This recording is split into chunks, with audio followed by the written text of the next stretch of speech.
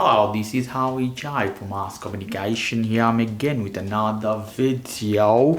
Here I'm again with another unboxing, unpackaging. You can see I have data cable. They look exactly as Apple one, but this is budget data cable for my iPhone. I already have iPhone 16 data cable.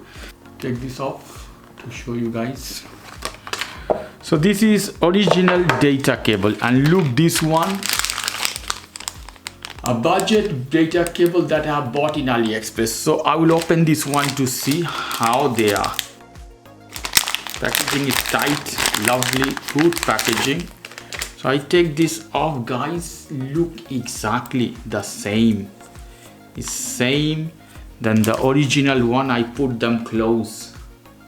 There is no differences, guys. I can't believe. So this one I paid $2 only, and this one is Apple original one. So the same quality. Even here the ports look exactly the same. So same to same. Wow. In iPhone 15 or other places you had this one. So I take this off from here, gave these tags, this one. So I have a fast charger from Samsung, put this one. Wow, perfectly fit, so you can charge your phone faster.